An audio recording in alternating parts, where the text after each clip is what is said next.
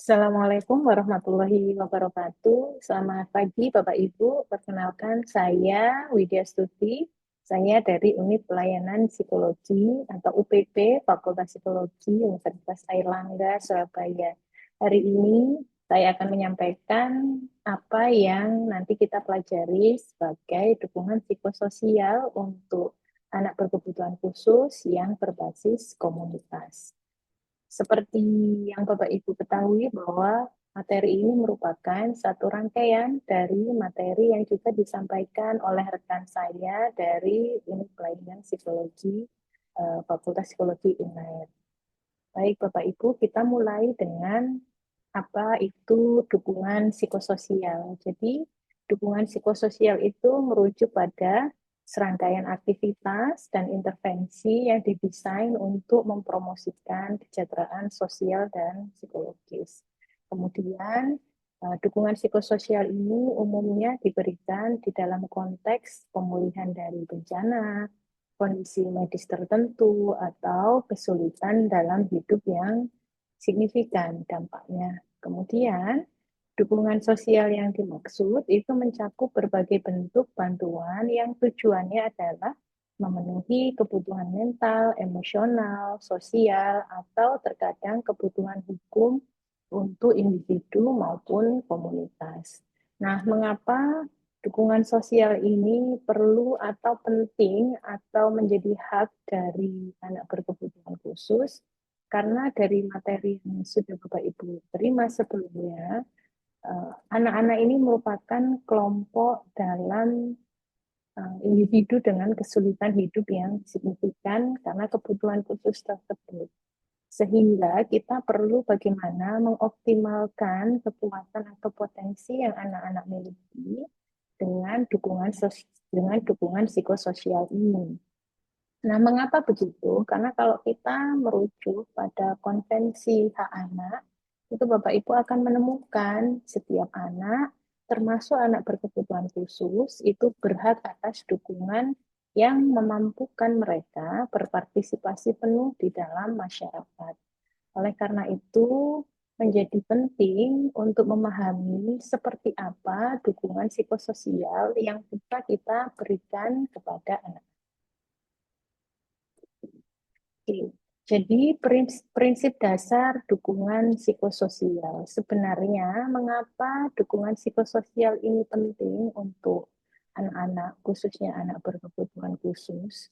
Karena ada satu pendekatan atau bisa kita bilang model yang menyatakan bahwa kondisi sehat, baik itu sehat fisik maupun sehat mental dari kita sebagai individu itu tidak berdiri sendiri, atau kondisi itu akan terjadi ketika ada interaksi antara faktor internal kita dengan faktor eksternal kita.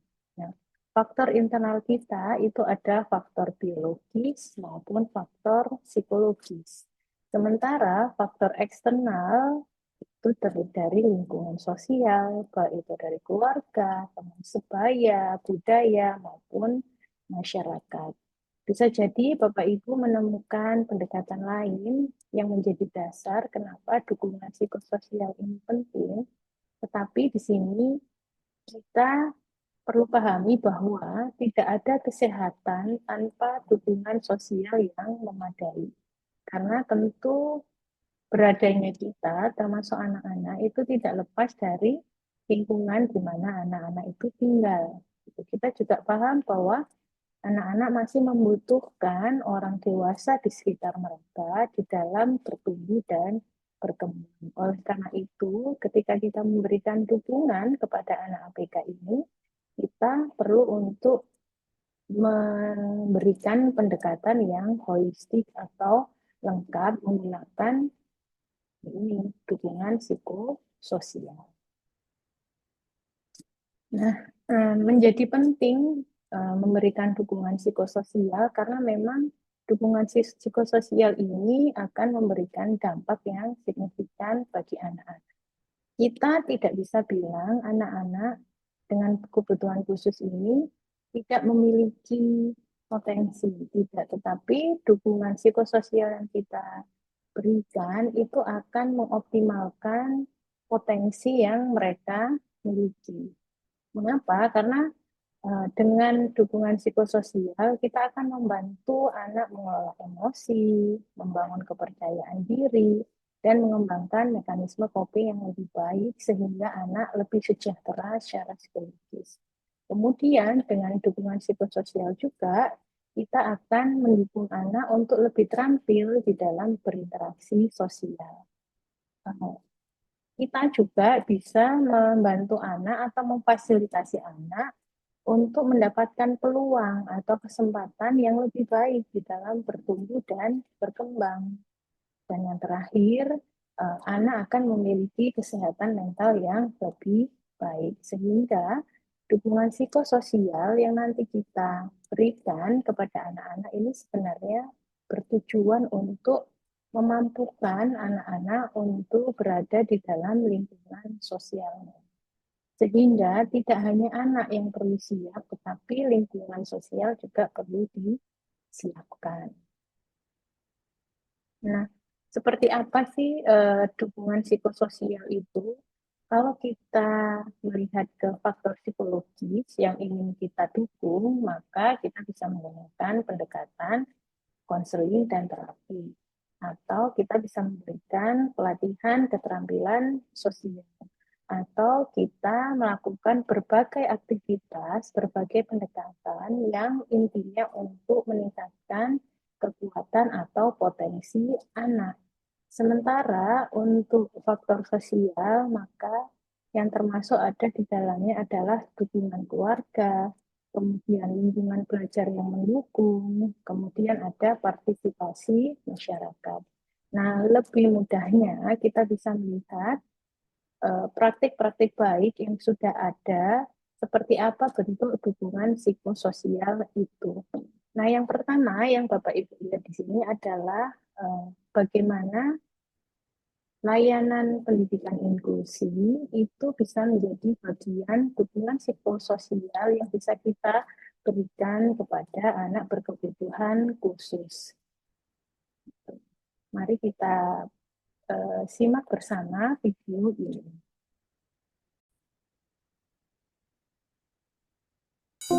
Aku nggak suka belajar sambil duduk. Aku suka jalan-jalan, tapi aku suka belajar. Angkat pusing lebih asik menggambar. Setiap anak berhak memperoleh pendidikan tanpa perbedaan, termasuk anak dengan disabilitas. Aku tutup kuping, bukan nggak mau dengar sama bu guru, karena aku nggak tahan dengar soal teman-teman yang ribut. Aku kurang suka pelajaran matematika, aku lebih suka membaca sama main basket. Bu Guru, aku nggak bisa melihat, tapi aku tetap ingin belajar. Di sekolah inklusif, kami para guru paham bahwa anak-anak berkebutuhan khusus mempunyai potensi untuk dikembangkan. Hanya saja cara belajar mereka yang berbeda. Perbedaan dalam proses belajar bukan halangan untuk mengembangkan potensi. Sekolah inklusif, sekolah untuk semua anak. Nah, seperti yang baru kita saksikan, sebenarnya layanan pendidikan inklusi ini adalah sebuah bentuk dukungan psikososial yang dilakukan secara sistematis, diberikan oleh pemerintah melalui sekolah, sehingga anak-anak berkebutuhan khusus bisa mengembangkan diri seperti layaknya anak-anak lain sesuai dengan kebutuhan mereka masing-masing. Berikutnya kita lihat salah satu slide lagi. Jadi kalau yang ini adalah bentuk dukungan psikososial yang diberikan oleh perguruan tinggi dalam bentuk kegiatan psikoedukasi. Saya yakin Bapak Ibu sekalian pernah atau mungkin beberapa kali mengikuti kegiatan serupa yang intinya adalah meningkatkan pemahaman kita sebagai orang awam atau orang yang akan berinteraksi dengan anak berkebutuhan khusus terkait bagaimana cara kita memandang, memperlakukan, mendukung, dan hal-hal yang tidak kita ketahui. Nah, pemahaman yang lebih baik ini tentu akan meningkatkan bagaimana kita memberikan atau memfasilitasi anak-anak dengan kebutuhan mereka masing-masing. Yang video yang saya lewatkan. Berikutnya, ini juga ada sebuah praktek baik yang dilakukan melewati perguruan tinggi di dalam bentuk kegiatan pengabdian kepada masyarakat. Mari kita lihat. Jelas.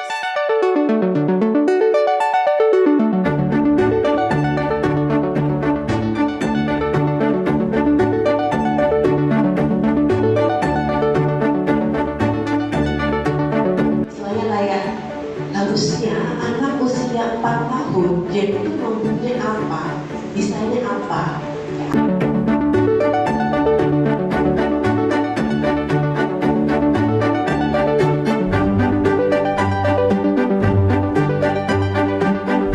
Apakah rata-rata perilakunya itu prosesialnya meningkat ataukah menurun, itu menjadi evaluasi penjadian sumber bagi ibu dan seterusnya sebenarnya. Nantinya arahnya ke sana. Itu gitu. Nanti ketika sudah selesai, harap nanti di apa namanya data-data yang sudah ada ini didokumentasinya dengan supaya nanti ketika kita butuh itu. Nah, dari video sekilas ini bisa terlihat bahwa dukungan psikososial tidak langsung diberikan kepada anak berkebutuhan khusus ya, tetapi kepada mereka yang akan berinteraksi dengan anak-anak gitu. Kenapa? Karena seperti yang dijelaskan di awal, bahwa lingkungan sosial itu akan sangat berpengaruh terhadap perkembangan anak-anak, perkembangan psikologis yang itu nanti akan berdampak tidak hanya untuk kesehatan mental mereka, tetapi lebih jauh lagi bagaimana mereka berpartisipasi di dalam masyarakat, baik itu di dalam pendidikan ya, atau di sekolah, atau di dalam peran-peran mereka yang lain. Yang itu akan lebih baik ketika dimulai lebih awal. Oleh karena itu, ini salah satunya ya, di sini sebenarnya yang dilakukan adalah memfasilitasi sekolah, ini beberapa sekolah untuk melakukan screening dari perilaku maladaptif. Jadi screening itu tidak harus dilakukan, tidak hanya dilakukan untuk mengidentifikasi kebutuhan khusus anak, tetapi ketika sudah ditemukan ada potensi kebutuhan khusus, maka satu step ke depan mungkin yang perlu dipertimbangkan ke depan adalah bagaimana screening perilaku-perilaku yang itu mendukung atau perilaku adaptif maupun yang tidak mendukung atau perilaku maladaptif dari perkembangan anak-anak ini ke depannya. Artinya banyak kegiatan atau banyak aktivitas melalui siapa saja itu yang bisa kita berikan sebagai bentuk dukungan psikososial kepada anak berkebutuhan khusus. Gitu. Sehingga kalau kita, jadi kalau kita bisa simpulkan, dukungan psikososial berbasis komunitas itu segala bentuk bantuan yang mengintegrasikan sumber daya, jejaring sosial, dan yang paling penting adalah partisipasi masyarakat. Kenapa ini perlu dilakukan? Karena kembali ke model biopsikososial itu tadi, pertumbuhan, perkembangan, dan kesehatan seorang anak, baik itu kesehatan fisik maupun mental, itu tidak akan terlepas dari lingkungan sosialnya, termasuk untuk anak berkebutuhan khusus. Yang dilakukan oleh pemerintah Kota Surabaya melalui dinas yang Bapak Ibu ikuti ini merupakan salah satu bentuk memfasilitasi masyarakat untuk berpartisipasi di dalam membentuk dukungan psikososial berbasis komunitas. Nah, berikutnya Bapak dan Ibu akan belajar bagaimana memanfaatkan pusat krisis yang sudah ada di tingkat kecamatan maupun di kelurahan, menyusun ya atau membangun sistem yang baik berdasarkan kebutuhan di lapangan, di lingkungan terdekat, sehingga nantinya akan menjadi satu dukungan psikososial bagi anak berkebutuhan khusus. Nah, yang materi itu akan dijelaskan oleh rekan saya di materi sebelumnya. Itu saja yang bisa saya sampaikan. Mohon maaf jika ada yang kurang berkenan. Semoga menjadi insight Bapak Ibu dan menjadi penyemangat untuk berpartisipasi di dalam memberikan dukungan psikososial kepada anak berkebutuhan khusus, terutama di lingkungan Bapak dan Ibu. Terima kasih. Saya ucapkan wassalamualaikum warahmatullahi wabarakatuh.